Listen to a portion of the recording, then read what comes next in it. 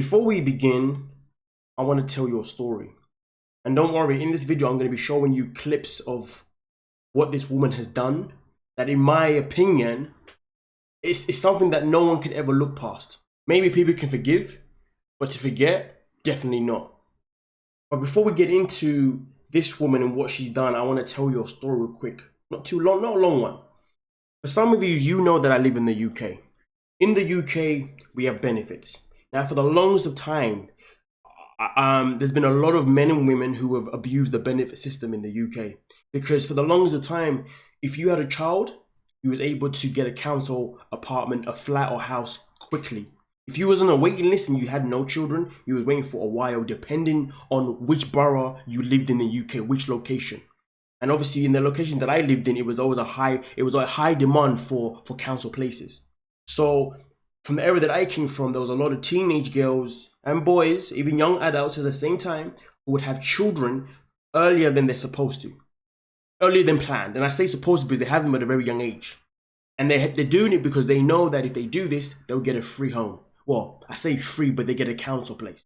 And then what happens when they get a council place, they then end up getting benefits. And then for some people, there was a thing before where if you had a certain amount of kids, the more money you got. It got to a stage where people were literally having children to just live off the dough, to live off benefits. Sorry, dough is slang, to live off the benefits. And living off the benefits means you didn't have to work. Your life was just cushy. Sorry, I'm using slang again. It was just cool. You could do whatever you wanted. And that's why we've made TV shows of, you know, living off benefits. Type them on YouTube, you find them, all UK related. The moral of the story is that you know, I've definitely been familiar with people using children for money. And none of that is right. All of that has always infuriated me. But now we fast forward to where we are right now today. This woman herself in particular, Jordan. And you know, before I continue, let me give a shout out to every single person that is a member of the channel, including Patreon, including every single person that is a subscriber as we continue to grow. Now, with that being said, with this woman here called Jordan Cheyenne, she is someone who is a family vlogger, once upon a time done makeup videos and done other various videos as well. But we're here now where she's now got a son, and her son has been pretty much the forefront of her channel, as well as her puppies and everything else that she does too. And for the longest of times, I've had an issue, some of you had an issue with family vloggers because children who are put on screen at a young age aren't given the choice. They're just put on there and that's it. And for the longest of times, we can switch on the YouTube and be like, okay, let's just watch a family vlogger. You know, like sometimes when people have a child for the first time, they're unsure how to handle certain things. When their child gets to the toddler age, they're like, oh, how do I do this? So sometimes people seek help online. So therefore people go online and they see these family vloggers who share their experiences with their children, which to a certain degree, it was kind of okay. But now we're at a stage where children aren't using that kind of light anymore, really and truly. They're using the light of just pure monetization. They're used in the light of, it's not even about the monetization part. That's just the bonus part because they're getting money for it. The part about it is that children are being put online without without their own actual consent. And that's the sad part. That's where it gets tricky. That's where you become, But here's the thing, we're always going to have our judgments. Now, in the clip I'm going to show you in a second, this is a clip of this woman.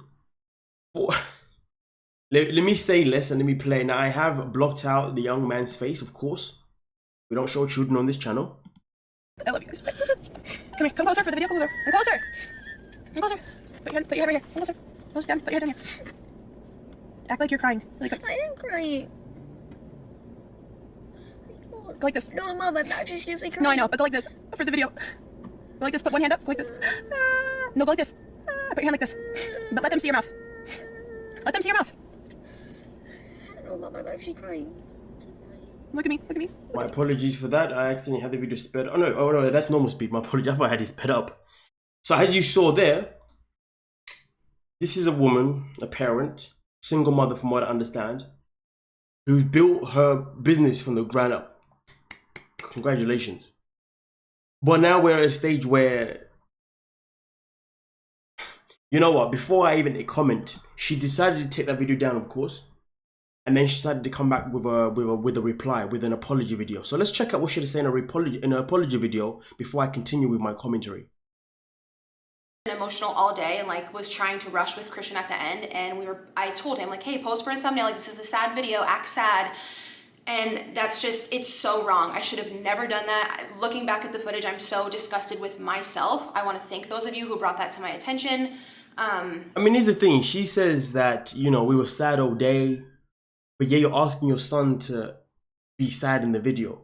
If you're already sad, then why are we asking him to be sad in the first place? Why? Listen, when you're I don't know who has time to coach anyone when they're emotional, especially their children. The child has just lost a puppy. Listen, I know I've worked with children majority of my working career. And to be honest with you, I've seen how children come to school once they've lost their pet, whether that be a dog, puppy, same dog, same thing. Whether that be a puppy, also full grown dog, a cat, a hamster, a goldfish. I've seen it.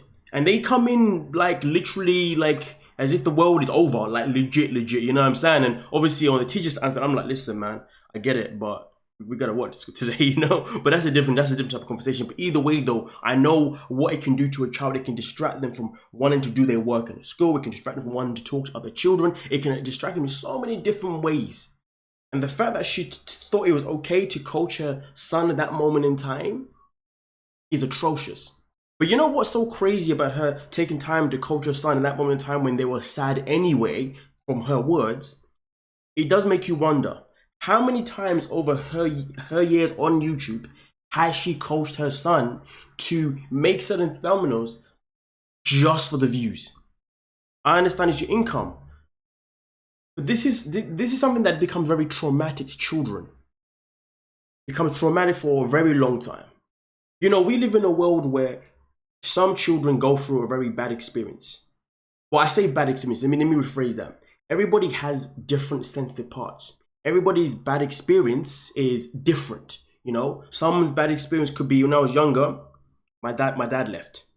That could be a big thing for them, that could be a small thing for them. Something could be when I'm younger, yeah, I lost a puppy. That could be a thing, small thing. It depends on who the person is. The point I'm trying to make is that we live in a world where a lot of things that happen to people, to us as children, can highly affect us in a negative way in the future. But that's an even different conversation. That's an even deeper one, which we may get into in another video. But I want you just to process how trauma can really progress from children to later on. We are living it right now. But let's continue though, because then there was this part where she came out to say this. It's just the YouTuber in me, you know, like you film a video and it's like, hey, pose for the thumbnail now so we can post it, like us having a little snapshot of what the video is going to be about. That was completely wrong of me. You guys are right. So you've been emotional the whole day, but you was able to get into YouTube mode. I can understand that to a certain degree. I can understand that from a creative side, from a creator side. I can understand that. But if you've been emotional because you've lost your puppy, and if you've been emotional because you've had to be there for your son, creator mode shouldn't exist. YouTube mode shouldn't exist. Shouldn't be a thing. Because at that moment in time, it comes down to two simple things. It's either I be a parent or I be a creator. She chose to be a creator over choosing to be a parent. It's bad enough that she even recorded the whole thing, you know, but here's the thing though, that happened. That's what she does. She does videos on her son. Okay, cool, whatever. I don't have to like it, I don't have to accept it. But in that moment in time that she took the camera to make this video of her and her son crying about the loss of the dog, which I question if she was even really crying, to be fair. She might have been crying to pander to her son, which isn't necessarily a bad thing because let's be honest, as parents and as teachers, sometimes we have to play along with children to really allow them to get their emotions out. So that I cannot criticize her for. But here's the thing though, in that moment the camera's on, she chose to be the creator on camera rather than be the mother on camera. And that's a problem. But again, it comes to me, it says this though, when we look at herself and any other family vlogger, how many of them really do things, get their children in uncomfortable positions just for the thumbnail, just for the content, just for the paycheck. Now in this video, she does go on and talk about, you know, the money and and she used the whole flipping defense mechanism. Listen, man, but I ain't here for that, man. End of the day, the damage has been done. Nonetheless, though, I would like you to give me your opinion on the situation itself at hand.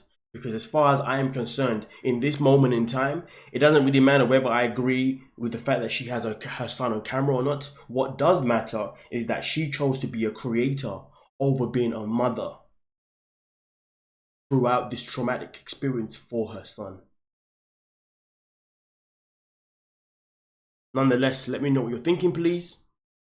Like, subscribe.